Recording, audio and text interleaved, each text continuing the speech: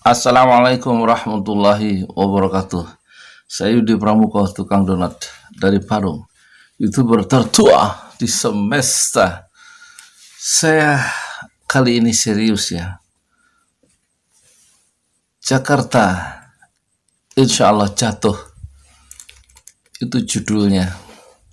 Dan saya serius karena kalau saya pakai baju biru, itu berarti saya serius.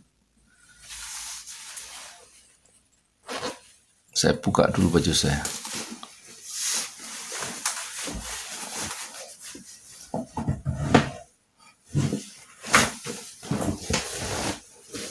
Dan di dalam lintasan sejarah kekuasaan dari masa ke masa, kekuasaan hilang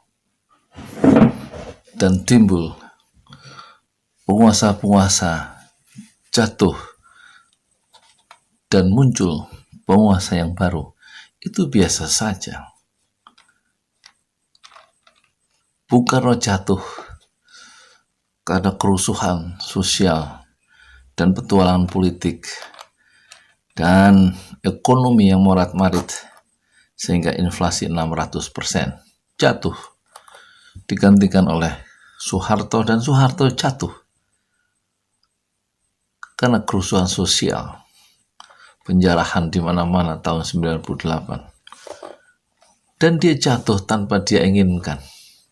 Biasanya menurut para ahli di dalam politik yang diperlukan adalah cara masuk yang tepat dan cara keluar atau cara meninggalkan kekuasaan yang tepat dengan tepat.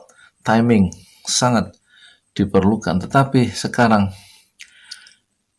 menurut para ahli ya, itu situasi menjadi sulit karena ada faktor corona yang bergerak dengan kecepatan yang misterius dan membingungkan para politisi, membingungkan para ahli strategi militer, dan membingungkan istana, sehingga banyak keputusan-keputusan yang aneh-aneh muncul. Contoh, Ibu Sri Mulyani beberapa waktu yang lalu membuka rekening donasi siapa yang ingin donasi untuk menghadapi virus corona. Itu suatu yang aneh. Pemerintah minta bantuan rakyatnya dalam masa yang sulit, terutama dalam kasus corona. Itu menunjukkan dua hal. Pemerintah betul-betul ingin mencari dukungan rakyatnya secara real lewat uang, yang itu berarti kas negara kosong, setidaknya kas Kementerian Kesehatan. Ya. Di sisi lain, tidak tampak pengorbanan dari para penguasa atau para pejabat publik dalam menghadapi masa-masa yang sulit ini.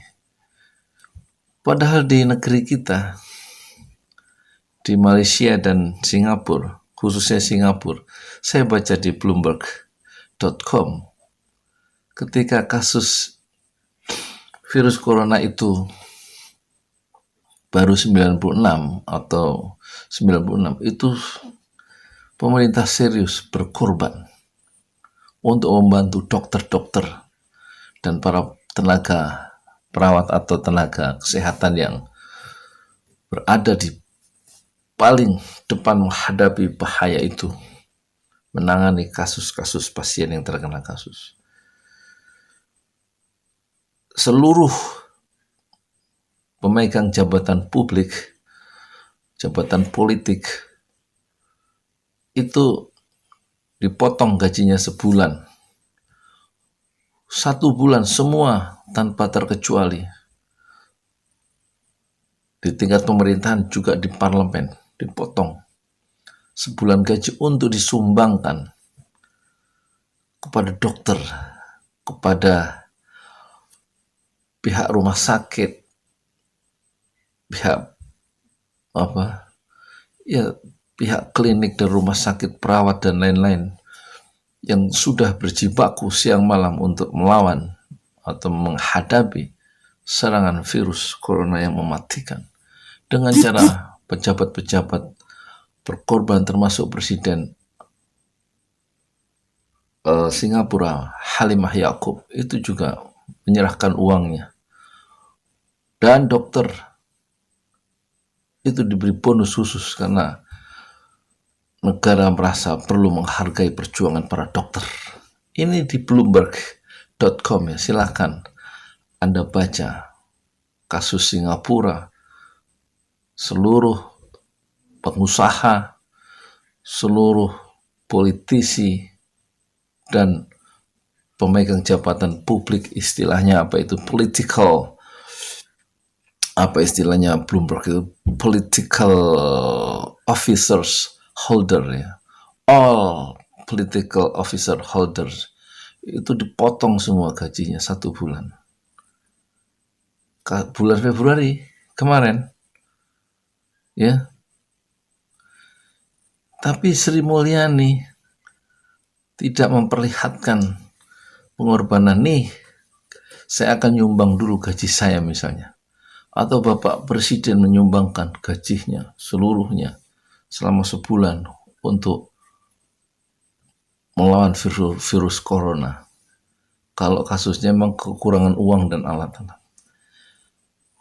Nih, seluruh anggota parlemen menyumbangkan 1 bulan gajinya atau 2 bulan gajinya misalnya. Itu blunder pertama ya, tidak ada pengorbanan dari pimpinan, dari lapisan elite untuk menghadapi yang serius. Dan kemudian keluar pernyataan bahwa virus ini bisa ditularkan dari orang yang miskin kepada orang yang kaya. Kekeliruan ini menunjukkan ada masalah ya sekarang. Pemerintah mengalami masalah yang serius. Dan tampaknya perspektif para ahli, terutama para intelektual yang merdeka, bukan intelektual istana ini, intelektual yang masih merdeka, seperti Rocky Gerung, Rizal Ramli, Said Didu, Syahganda, Nainggolan, atau peneliti-peneliti yang bebas itu, baik di Indef maupun di LIPI, seperti Zuhro, dan lain-lain banyak sekali, di YouTube bisa disaksikan. Itu memang ya mengarah pada satu kesimpulan. Jakarta jatuh. Apa sumbangan atau peran saya sebagai warga negara? Saya ingin menyelamatkan lingkungan kecil, bukan menyelamatkan ya, membangun semacam social safety net ya, dengan menyalurkan beras. Paling nggak sampai bulan Mei selama 8 bulan, dan saya memerlukan 4 ton. 1,5 ton, alhamdulillah sudah terkumpul berkat donatur dari bapak-bapak dan ibu-ibu sekalian di seluruh dunia. Dan kalau pemerintahan berganti karena Jakarta jatuh, maka jangan sampai keadilan jatuh. Biarkan penguasa itu berganti seperti biasa dalam lintasan sejarah, tetapi penderitaan rakyat jangan sampai jatuh. Silakan Anda membantu secara konkret dengan dana infak fisabilillah untuk rakyat kita yang makin susah dari hari ke hari. Saya Yudi Pramuko, tukang donat dari para YouTuber tertua di semesta. Fasbir sabrun jamila, bersabarlah dengan kesabaran yang indah. Lagi timnya lagi ngitung beras, kekurangan beras di Indogrosir, di Indogrosir kurang beras, masih kurang 100, baru sekitar 50 habis ya, di rak itu juga kan. Bila kasih.